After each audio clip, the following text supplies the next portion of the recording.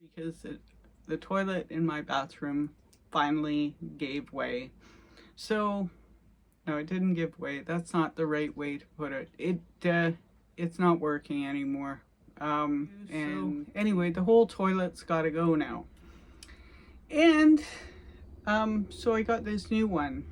And I thought, while I'm putting a new toilet in, I might as well go whole hog and get myself an RV bidet to save the planet and help reduce the amount of toilet paper that goes into my black tank and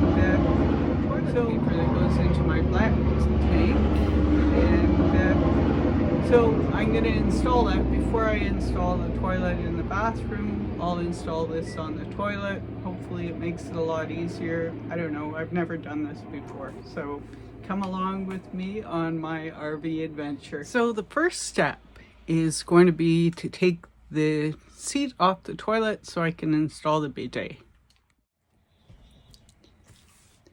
Having a brand new toilet gives me the advantage of turning it upside down, and then I can take these little knobs on the bottom of the toilet, and this is a Dometic 321 toilet, by the way.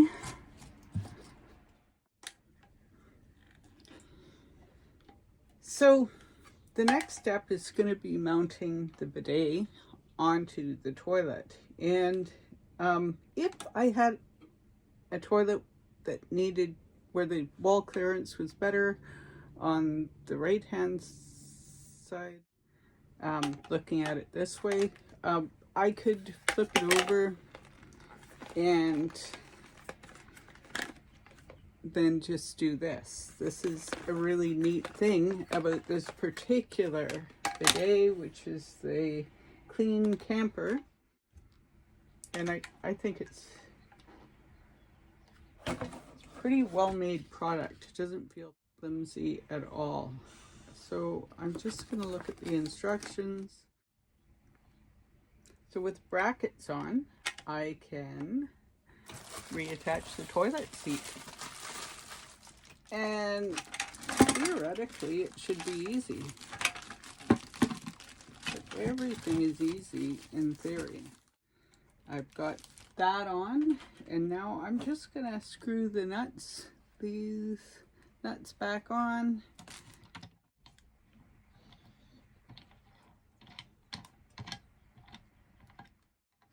Get them on nice and tight, but not too tight, because this is a ceramic toilet, so it's gonna break if I do it too tight. Enough that that toilet seat is not going to go anywhere. So the next part to install is a T that goes on this valve. And while these manufacturers never call for Teflon tape, I always like to use it. What I'm going to do is wrap this inlet valve on the toilet with some Teflon tape.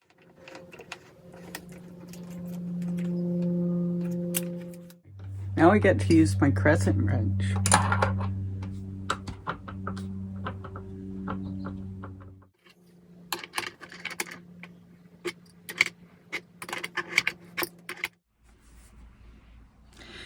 Okay, so I got the bidet installed.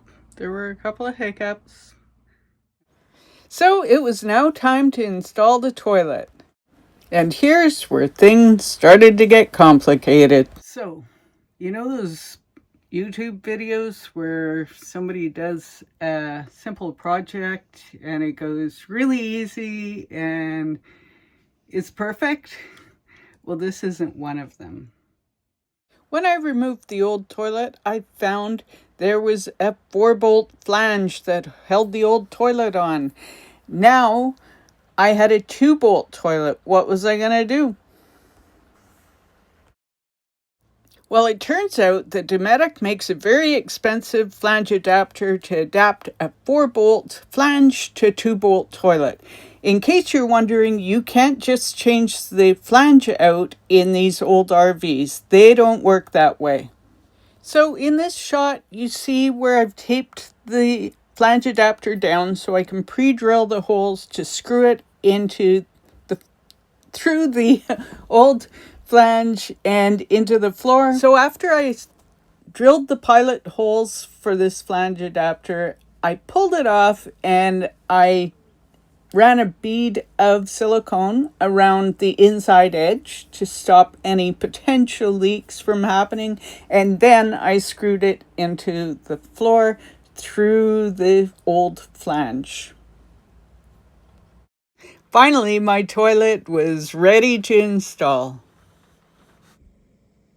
So after about 8 hours of running around, I finally got my toilet and bidet installed in my RV bathroom.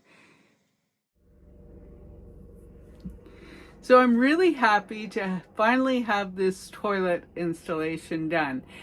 And I'm really happy to have the bidet. It's gonna cut back a lot on toilet paper that's going into the black tank and filling it up. And, you know, I've never had a clog because I'm always very careful, but that could happen with using a lot of toilet paper, which most people do. So the bidet seems to be working well. The toilet seems to be working well. So my advice, if you're going to upgrade your toilet in an older RV, like I did, check the bolt pattern on your toilet before you buy a toilet. Try to match up the bolt pattern. But if you can't, realize that there are adapters out there. They're expensive, but they make them. That go from 2 bolts to 4 bolts or 4 bolts to 2 bolts, as was the case in my 2008 Fleetwood Southwind 32VS.